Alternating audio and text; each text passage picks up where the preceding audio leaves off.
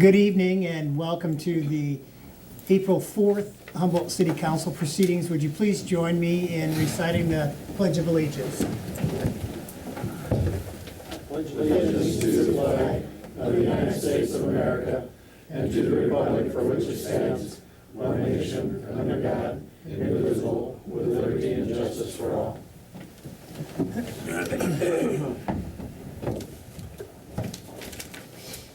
Call to order, and Gloria, would you please take roll call, please? Goodell? Here. Slater? Here. Vermeer?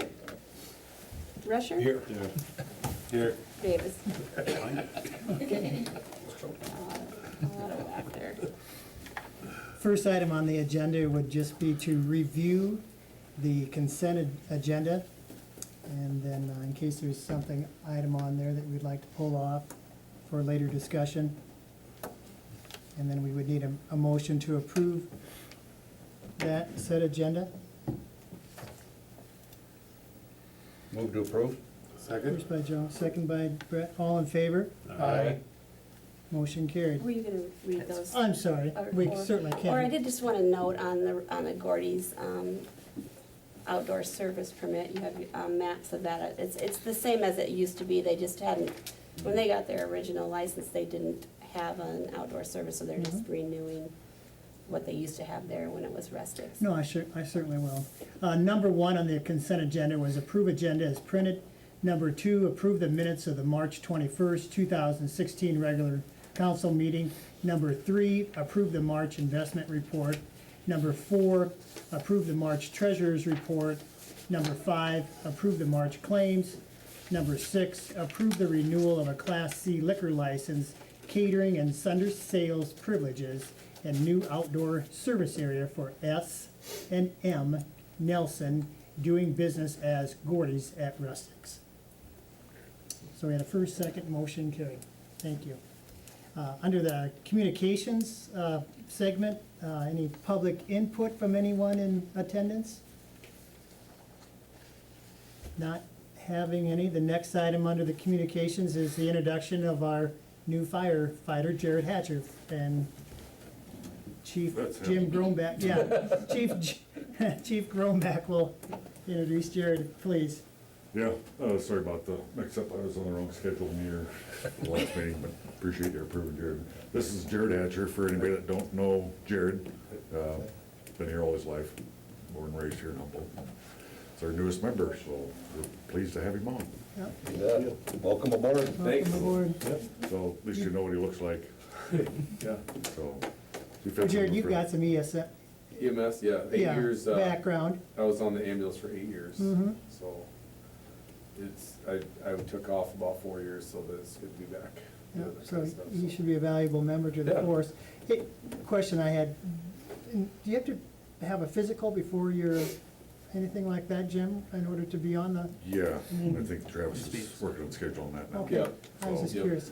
So Okay. we watch their duties until we get cleared on that, and anybody new, there's a lot of things, not being a firefighter before, we pretty much control and watch what they do, so that way, we don't put them in harm's way, and they kinda just stand back and kinda watch and get the flow and idea of what we do, and kinda how we operate a little bit, and then we just kinda work them along. So anybody new, whatever, it's just, we do the same thing, it's just, whether it's a firefighter from previous years, like Rick Stein was, he's still gotta see how we operate. It's a little crazy, but each fire department does operate differently. The same goal is to put the fire out, rescue people, things of that nature, but everybody works in a little different manner, so it's just a matter of getting used to how we work. So we work and flow with us and has an idea what's going on, so. Okay, thank you. Well, thank Thanks you a lot, guys. Jared. Yeah, thanks. Yep. Have a good day. Yep.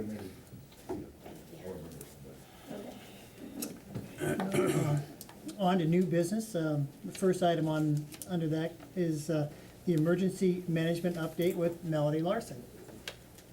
Well, thanks for having me.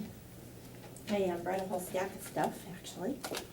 I like to do meet and greets. I think it's nice for me to put a face with a name as well as you guys put a face with a name. So that's why I'm out here. I'm gonna give you guys a little bit of a history. I have going on 22 years of EMS experience. I grew up on a farm down by Manson. I have 3 grandchildren, 4 grandchildren. My husband and I own a store in Mason City. I have quite a few hats that I wear. I'm also the administrative assistant for All Saints Lutheran Ministry in Renwick. I am the service director for our ambulance there as well. And I found out today that I'm now the zoning, safety planning, environmental, HIPAA, sanitation. They had to find new duties to me, so I think I wear a lot of hats. My main job, though, is EMA. I'm the coordinator for Humboldt County, and that means I'm here to prepare everyone in Humboldt County for emergencies. I'm kind of your resource person, so when the different towns have questions or things come up, they come to me. I've spent the last 4 weeks in Bradgate. They've had water issues, if you guys probably read in the papers.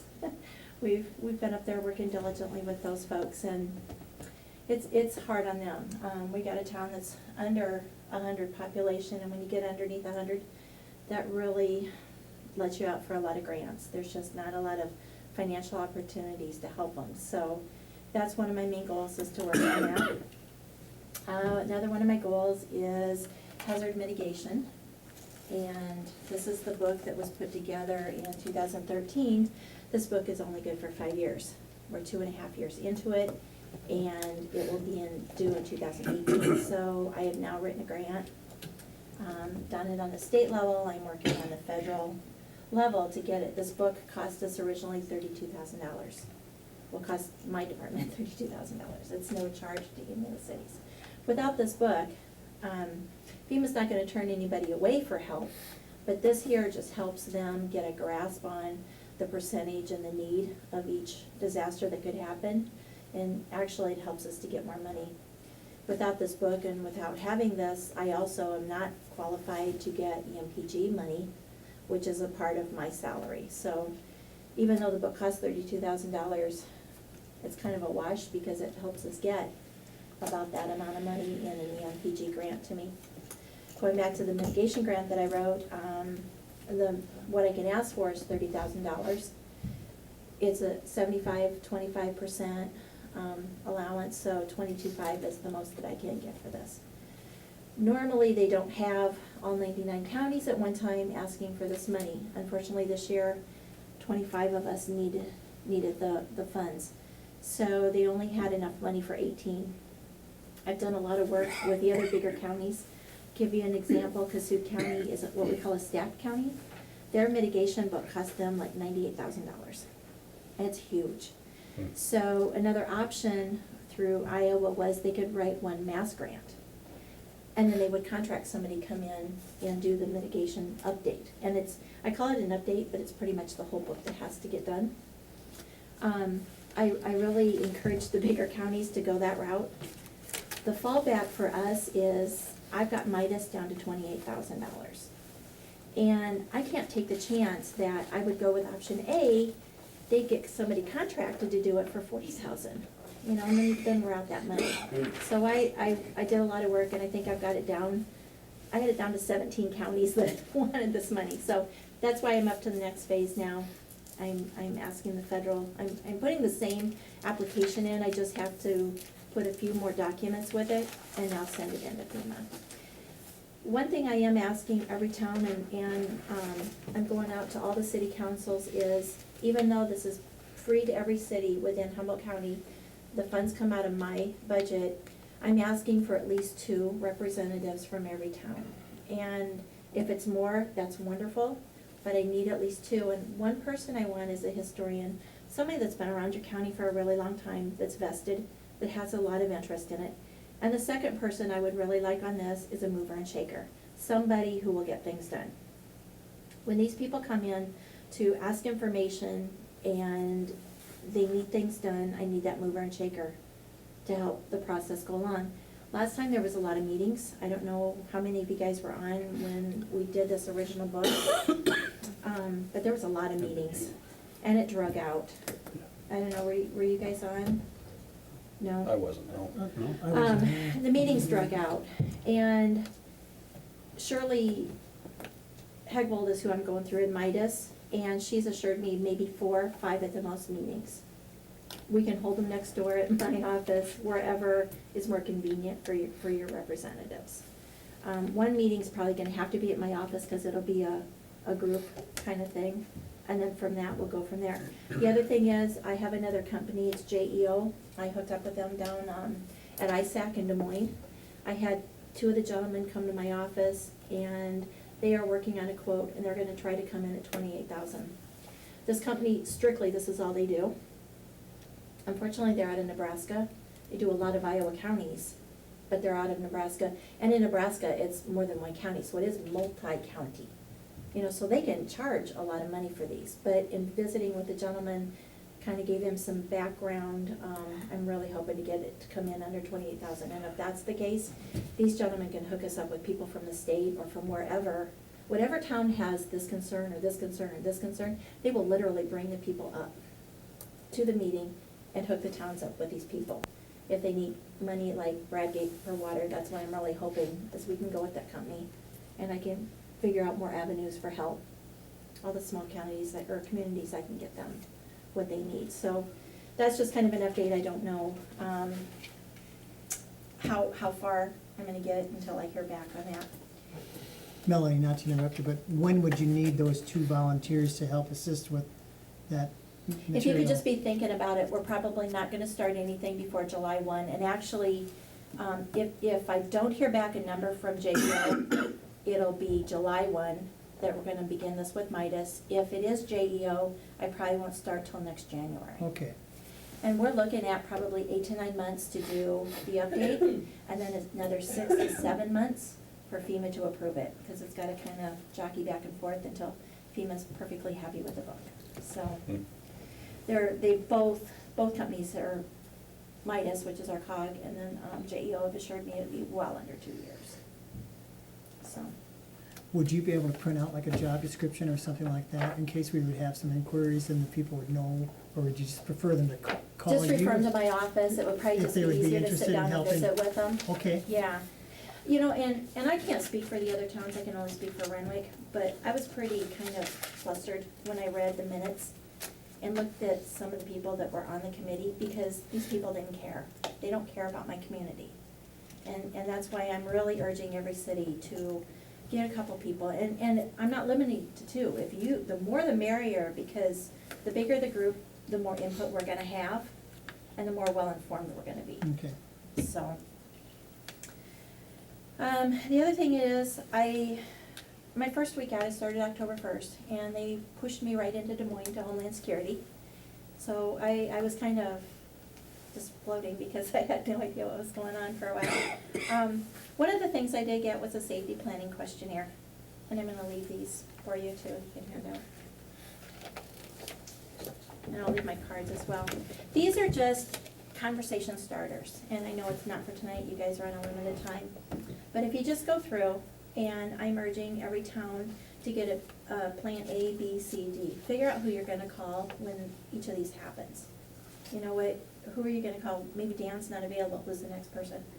You know, maybe Travis isn't available, who then you gonna call? You know, different things like that. So that's my conversation starter on that. And then the other thing I wanted to explain is, like I said, I'm the resource person, and this is kind of my little go-to book. Something I've come up with is every number in town I've got. This is the Board of Supervisors, this is their districts, so I have that information. I have all their contact information. This is anywhere from FEMA, National Weather Service, local DNR, hazmat, Chemtech. I've got the radio stations, US Marshals, all of that in here. ESFs are how my job is broken down. It depends on, you know, what's in the CSF as to what I'm gonna do. Got transportation here, and what my mission this week is I have found out that going through my ESFs, that's part of my grant, is to review the ESFs. And I'm going through finding out that they just don't tell me anything. You know, I can carry this book with me and I can open it up and I'm gonna go, now who do I call? So I made it my mission to get contact information in here. But if there's any contact information that you guys have that you feel is pertinent that I have with me, give me a call, because I would love to have it. Travis, I have none of your information yet, so I kinda need that. So it goes and it tells me, you know, who the primary agency is, who's the one who's gonna take care of transportation in the event of emergency. And then it tells me who the support agencies are, and then who else they invited to tag along and to help out, or who else we could call. And, I'm up to like the 12th ESF, I've got 3 more to go, so, kinda slow but sure I'm getting that information. And like I've told everybody, my door is always open. I am there, right now, Monday through Thursday, 8 to 4:30. If you call the office, which is on the cards that will be going around, if I'm not in the office, it will automatically roll over to my cell phone. So needless to say, 24 hours a day, I'm available to answer that phone. I'm in charge of CERT team, which is the Citizens Emergency Response Team. Thank you. And then, and that, I'm having a meeting this Wednesday night, and we're working with that as well on restructuring that. So I don't know, I kinda went fast. Do you guys have any questions for me, or if there's any way I can help you guys out do your jobs better? No, that CERT team, so is that a local group per community, or is that per Right now it county, or- is, and what it is they back up EMS, fire, law enforcement, they go for searches, that kind of thing. What I'm finding out is,